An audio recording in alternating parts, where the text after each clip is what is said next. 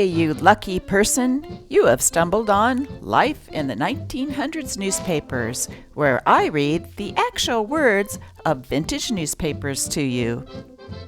Today, we're in the 1920s in Denver, Colorado, and we'll be reading the Denver Express, dated October 13th, 1921.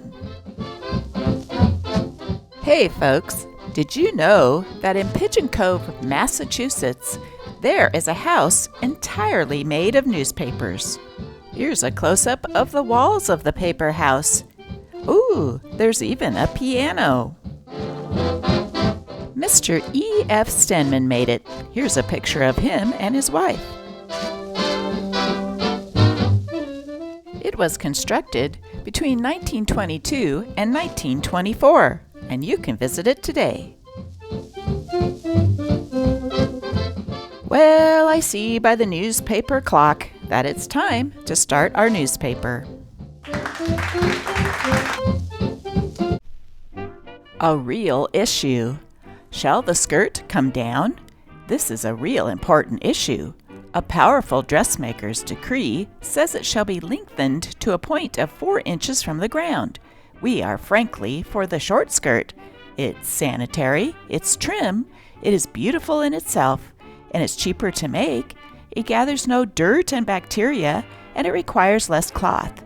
The long skirt is a reversion to an age of prudery. We do not champion the short skirt because of its uncovering.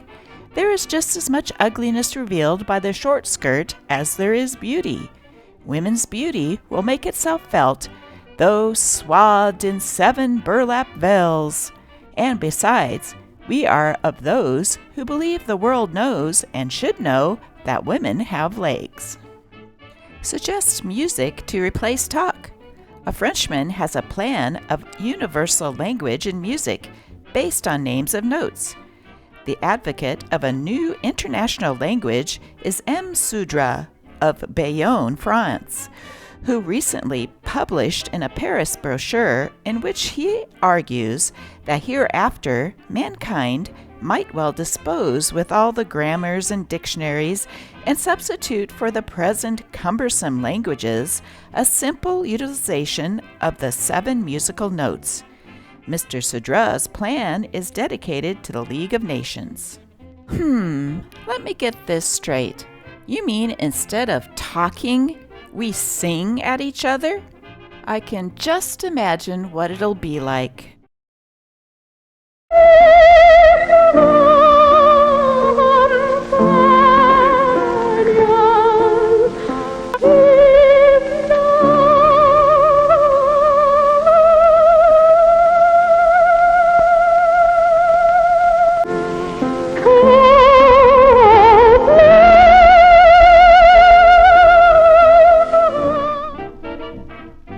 Denvergrams. Edward A. Rose, foster son of late Mrs. Amelia Eddy Smith, Denver woman who died in 1910, got a 21st birthday present. Money and securities worth $600,000 left by her will, returning immediately to Harvard, where he is a student. Boys wanted. Live boys wanted. Live boys? Work mornings or afternoons. Apply T.J. Desmond, Circulation Manager, The Express, 1445 Cherokee Street.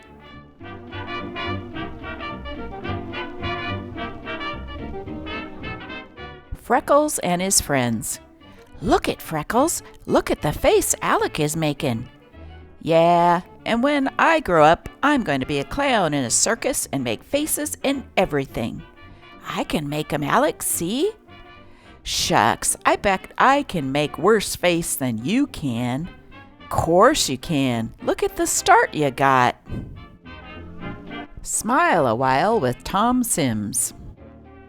Police find booze. Headline: When will they be back at work? An agricultural school is feeding cows sawdust, thus producing more plank steak. Charlie Chaplin may be knighted. News item. All he did over here was get crowned.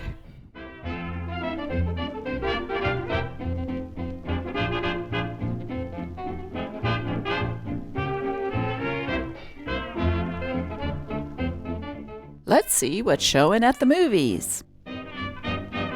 At the Rivoli Theater, now showing noon to 11 p.m., Norma Talmadge in The Sign on the Door.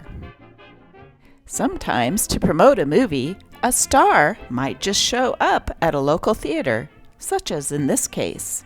At the Isis, Clara Kimball Young in person, also showing her picture straight from Paris.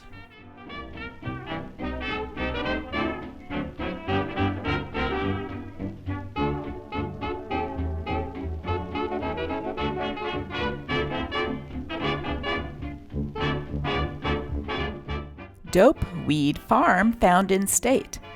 Search lasting 3 years for the source of Indian hemp smoked by Mexicans in the Arkansas Valley ended Thursday with the discovery of a hemp farm in Bent County.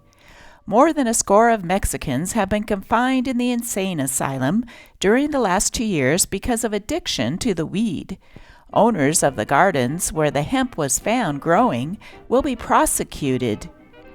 The growers are all Mexicans. The weed produces an effect similar to opium on being smoked, but constant use causes insanity. Let's finish this video on a high with famous comedian Buster Keaton taking a dip at the pool.